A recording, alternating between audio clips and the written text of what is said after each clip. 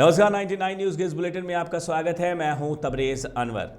झारखंड में कोरोना के संक्रमण के बढ़ते केस को देखते हुए राज्य सरकार सतर्कता बरत रही है। ऐसे में राज्य में कई तरह की पाबंदियां लगाई गई हैं। अब राज्य में एक बार फिर नाइट कर्फ्यू लगाए गए हैं।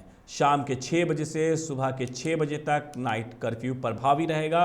रविवार को आवश्यक सेवा को छोड़कर सभी दुकानें और प्रतिष्ठान बंद रहेंगे। स्कूल और कॉलेज भी बंद रहेंगे। रेस्टोरेंट भी बंद रहेंगे। होम डिलीवरी की सुविधा दी जाएगी।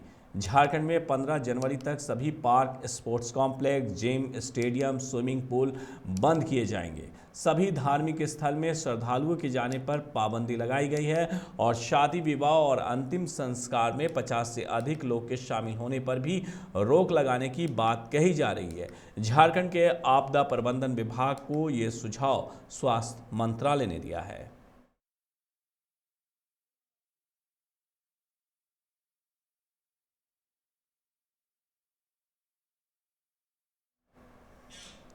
बागमारा के बीसीसीएल बरोरा एरिया 1 में जनता मजदूर संघ की बैठक हुई। इस दौरान यहां मजदूरों के समस्याओं पर चर्चा हुई।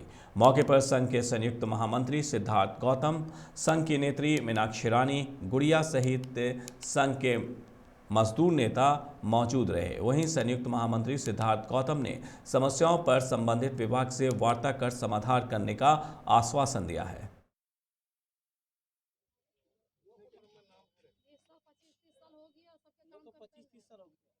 साल का दूसरा दिन है, तो हम लोगों ने सोचा कि हम लोग एक मज़दूर संगठन चलाते हैं और मज़दूर संगठन से हम लोगों का नाता है।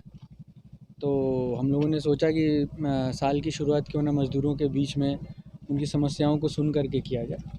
उसी क्रम में हम लोग आज यहाँ पर आए हुए हैं और मज़दूरों के बीच में हम लोग मज़दूरों से मिले, उनकी समस्याओं को जाना और भरसक प्रयास करेंगे उनकी समस्याओं का समाधान करने का। विशेष रूप ऐसा कुछ भी नहीं है। मज़दूर संगठन हम लोग चलाते हैं, तो हमारा काम है मज़दूरों के हित को देखना और उसी के कारण हम लोग आज यहाँ पर आए हुए हैं। धनबाद में ह्यूमैनिटी हेल्पिंग हैंड्स टीम ने रक्तदान शिविर लगाकर रक्तदान किया। इस दौरान टीम के संस्थापक गौतम कुमार मंडल ने कहा है कि ब्लड बैंकों में रक्त की कमी और ज़रूरतमंदों का ख्याल रखते हुए हर महीने की 2 तारीख को 2 यूनिट ब्लड डोनेट करने का संकल्प लिया गया है, जिसके तहत आज समाजसेवी शीतल दत्ता और उनकी पत्नी ज्योति दत्ता ने SNMMCH में ब्लड डोनेट किया।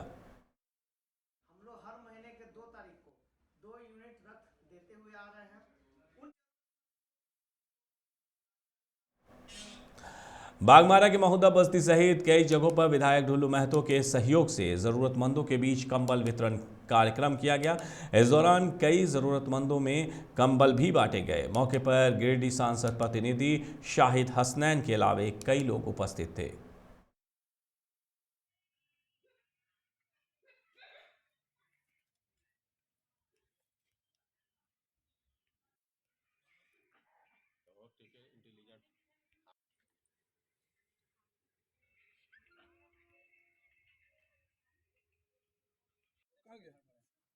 इधर फोटो ले रहे हम लोग क्या हो गया कमल अच्छा। कड़ाके के ठंड को देखते हुए हमारे माननीय विधायक जी के अनुशंसा पर आज कंबल वितरण का प्रोग्राम मोहदा बस्ती पंचायत और छतुटाड़ पंचायत पे किया गया है। और धन्यवाद देते हैं विधायक जी को, माननीय ढुल्लू महतो जी को और हमारे बड़े भाई शरद महतो जी को कि ठंड को देखते हुए कंबल और जो भी ज़रूरत गरीब का होता है तो हमेशा हम लोग का सहयोग करते हैं और हम लोग गरीब के बीच में जाके उसको वितरण करते हैं। धन्यवाद विधायक जी को और तमाम लोग जो गरीब के लिए काम करते हैं उनको भी धन्यवाद करते हैं। कितने लोगों को बांटा जाएगा कंबल ये? यहाँ पे 100 लोगों को कंबल वितरण किया जाएगा। बालूमाथ थाना क्षेत्र के आमरावाड़ी गांव के निवासी गंदोरी गंजू नामक युवक शराब के नशे में नदी में गिर जाने से वो गंभीर रूप से घायल हो गया। परिजनों ने घायल को बालूमाथ सामुदायिक स्वास्थ्य केंद्र में भर्ती कराया, जहां उनका इलाज किया जा रहा है।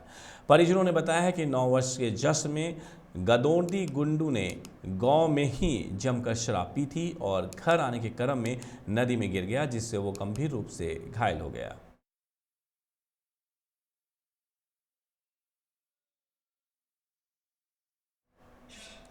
बालूमाथ अंचल अधिकारी आफ्ताब आलम ने रविवार को बालूमाथ थाना चौक में मास्क जांच अभियान चलाया। इस दौरान उन्होंने मास्क नहीं पहनने वाले लोगों को हिदायत देते हुए हमेशा मास्क लगाने की अपील की। उन्होंने राहगीरों को कोरोना जैसी महामारी से बचने के उपाय बताए और हर हाल में वैक्सीनेशन केंद्र में जाकर कोरोना टीका लेने की भी अपील की। इस दौरान उन्होंने कहा है कि आने वाले दिनों में भी बालूमाथ के विभिन्न चौक चौराहों पर मास्क जांच अभियान लगातार चलाया जाएगा।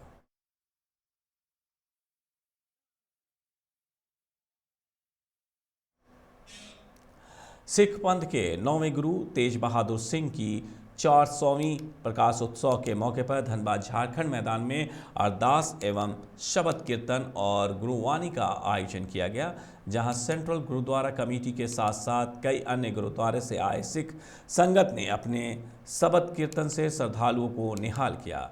इस दौरान सामूहिक अरदास का भी आयोजन किया गया।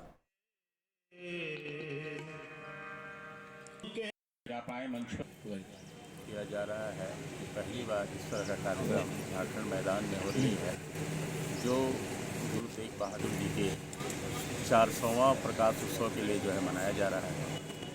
और आज हमारे बीच में सेंट्रल गुरुद्वारा के भी सारे लोग आए हुए हैं। आज उनके द्वारा गुरबानी की जा रही है और धनबाद के बहुत सारे गण्यमान्य व्यक्ति आए हुए हैं। जो इस तरह का कार्यक्रम बहुत कम देखने को मिलता है। आज ये कार्यक्रम हो रहा है यहाँ, इसके लिए सभी को हम लोगों ने यहाँ पर धारने के लिए सबको जो है हम लोग यहाँ पर किया है, यहाँ पर आए और अच्छा था। सिख पंथ के 9वें गुरु श्री तेग बहादुर जी के 400वें प्रकाशोत्सव पर मनाया जा रहा है। हम सभी जानते हैं कि अपने यहाँ जो सिख पंथ है वो सनातन के धर्मार्थ श्री गुरु नानक देव जी ने स्थापना की थी और जिस समय इसके स्थापना के काल से लेकर के अब तक पूरे दृढ़ता के साथ यह सिख पंथ हमारे राष्ट्र में ही नहीं अपने विश्व में भी। धनबाद पुलिस थाना क्षेत्र के रहने वाली एक महिला ने अपने भैंसूर पर गंभीर आरोप लगाए हैं। महिला ने बताया कि उसके भैंसूर उससे दुष्कर्म करने का प्रयास किए। महिला ने इसकी शिकायत भोली पुलिस और धनबाद एसएसपी से भी की है, पर पुलिस इस मामले में कोई कार्रवाई नहीं कर रही है और आरोपी अभी खुले में घूम रहा है, जिसके बाद महिला ने मीडिया से न्याय दिलाने की गुहार लगाई। मामला जमीन विवाद से जुड़ा है। महिला ने बताया है कि उसके पति गंभीर रूप से बीमार हैं। इधर घर में सास की मौत के बाद से ही भैंसूर उनके पैतृक मकान पर कब्जा कर लिया है। वो घर में जाती है तो उन लोगों के साथ मारपीट की जाती है। महिला ने बताया है कि जायदाद को कब्जा करने के लिए ही भैंसूर उससे गलत करने का प्रयास भी कर रहा है। घर छीन जाने की वजह से महिला अपने बीमार पति और एक छोटे बच्चे के साथ दर दर भटकने को मजबूर है। इस संबंध में महिला ने भोली पुलिस और एसएसपी से गुहार लगाई है, लेकिन उसे न्याय नहीं मिल पा रहा है।